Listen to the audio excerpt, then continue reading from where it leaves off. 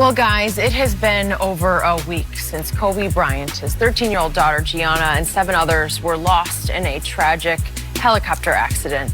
The Lakers, as well as the entire NBA world, are still processing the loss. And LeBron told USA Today, quote, "Every game is going to be emotional." The Lakers lost to the Trailblazers on Friday, but they did beat the Kings on Saturday, and LeBron finished that game with a triple-double. We're joined now by Fox Sports NBA analyst Chris Broussard. Good to have you with us this morning, Chris. Good to be here. What do you make, Chris, of LeBron's last 2 performances? Well, I think, look, his best performance, let's all face it, was Friday before the game. You know, with his speech, which was from the heart, did a great job. And I think that as much as this is impacting everybody in the NBA world, it can't be impacting anybody in the NBA world more than Jeannie Buss and Rob Pelinka. You're right. And Pelinka was his agent. They were maybe best friends. I mean, he was the goddaughter to Gigi. Yeah. The godfather to Gigi. Yeah. So those two, and then as far as organizations, obviously it's hitting the Lakers harder than anybody else. And now LeBron's the face of the organization. He just passed Kobe less than a day before it happened. And, you know, he's kind of now has the burden of kind of carrying this legacy.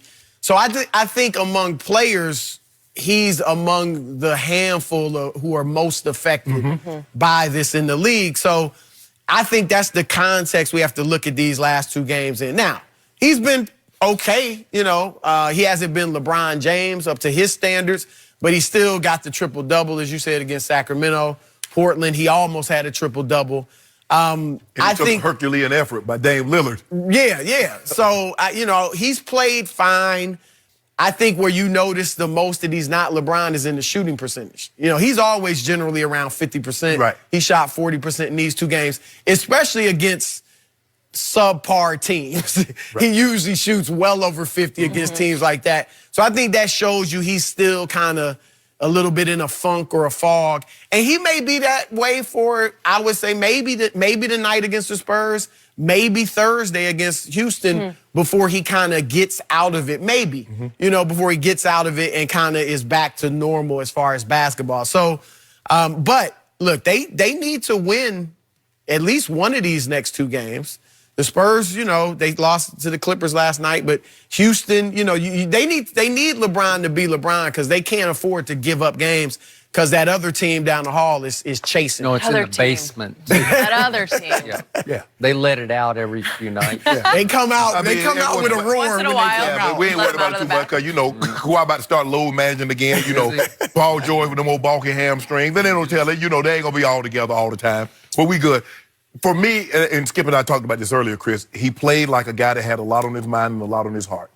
And it affects, you know, death affects people differently. Right. You know, some people can carry on with their normal life. You know, Skip, you mentioned how when your mother passed and Skip didn't miss a day at work. He didn't talk about it. He was the same Skip. He was laughing and joking and he was serious, but I know he was grieving. I don't know if I was laughing and joking. No, but I'm saying we're here. Yeah. We doing our thing. No one knew that you had something you were grieving on the inside because on the outwardly appearance you were Skip. We debating, we going back and forth. He even told me it's my turn. Right. Like, whoa. But that's how I was raised. Exactly. Yep. So people deal with death in different ways. And it's because, you know, moving forward, there's not going to be a night that they play in Staples that a Kobe chant's not going to break out. You see that black patch on the jersey. Sure. When you put it on every night, you run out on the court at Staples Center, you see that big old black circle with KD in it. And I don't think they're going to let anybody sit for the rest of the season in those chairs. They're probably going to have a 24 and a 2 draped over that, Skip. So that's going to be there. That memorial is going to be there. But for me, as Skip, he was saying he was expecting LeBron to go out there and drop 60 like Kobe did this last game. But I don't see LeBron putting up the number of shots that would get him 60. I don't see LeBron taking 35, 40 shots to get 60. That's not his mentality. Right. So now I think the thing is for them to refocus and say, you know what? The true way to honor Kobe is not by averaging 40 points for the rest of the season, is to win that title. No doubt. Because Kobe said we had enough. We have more than enough to win this title. So that's what I expect, Skip. I expect him to play better tonight than he did the previous 2 games. I expect him to shoot a higher percentage tonight than he did the previous 2 games. I got a strange feeling. I got a funny feeling an old visitor, because she was down in Miami. Oh, you did? While we was, she showed up in Sacramento. I got a feeling she gonna make that trip down here to LA. Oh, Miss Trip Dub? You do. Really? Yeah. That's the Miss Trip Dub who used to hang out with Jason Kidd, where he'd have 10, 10, and 10. Right? No. We're gonna get one of them old big old triple dubs. The One of them Trip old Dub, 30 teams. it isn't what it used to It's be. not. You know what I mean? Right? Like, Because it happens so everybody, often. right, everybody's doing it now. Luka, I love Westbrook. ice cream a lot better when I can only get it a couple times a year. Not that I can have it when I want to, Skip. I don't really care Not for as it. good? Nope. Right. Makes sense. So look, you can disqualify what I'm about to say as LeBron hate, but it's not. It's nothing but pure respect. And I argued with this man earlier in the show about whether LeBron is a scorer or a facilitator.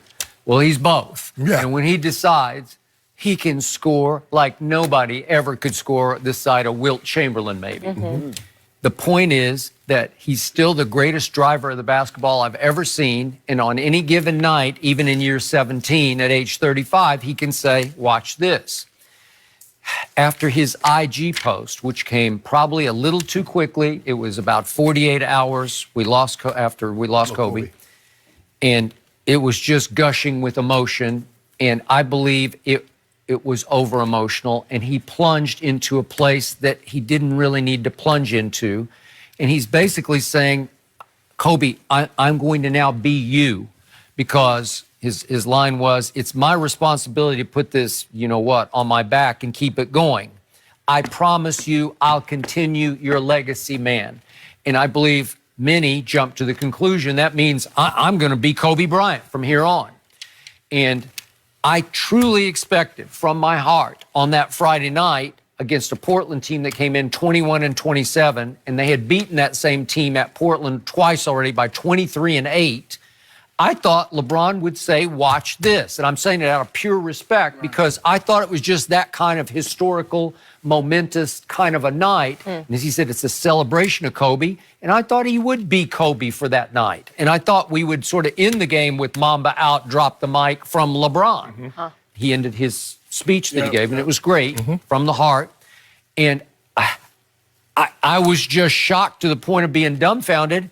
He didn't look right the whole night. He didn't look as engaged. He didn't look driven. He didn't look possessed. He looked drained.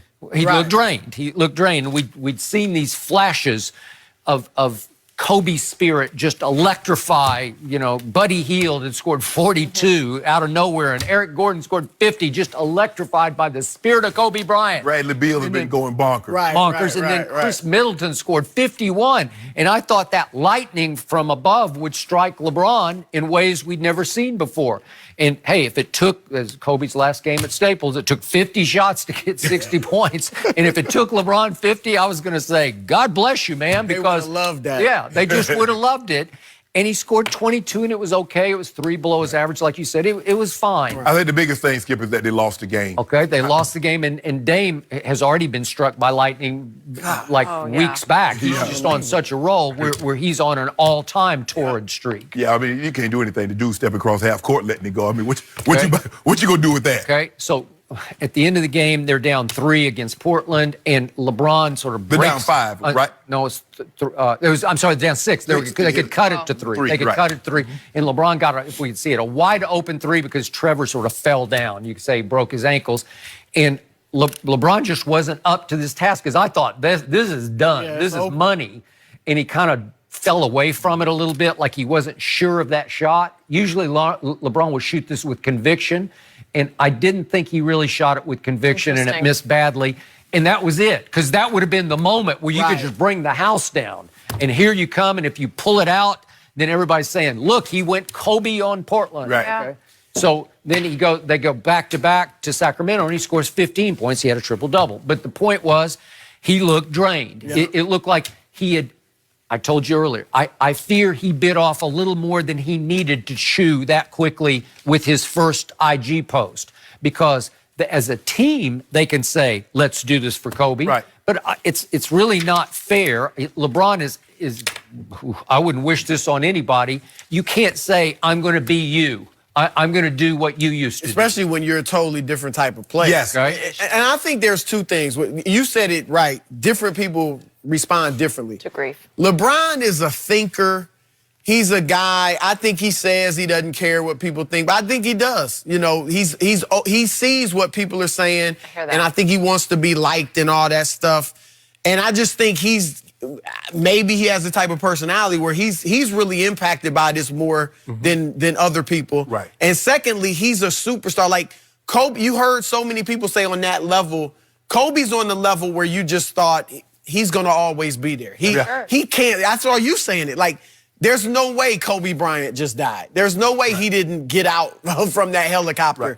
LeBron's on that level too. Right. Yep. And so maybe when you're a superstar on that level, you think more about your mortality than even the rest of us are. You know, so I think, as you said, you can see even that shot, he just doesn't look like he almost didn't care if it goes in or not. And I think I'm just speculating, but I think those are two things that may have him.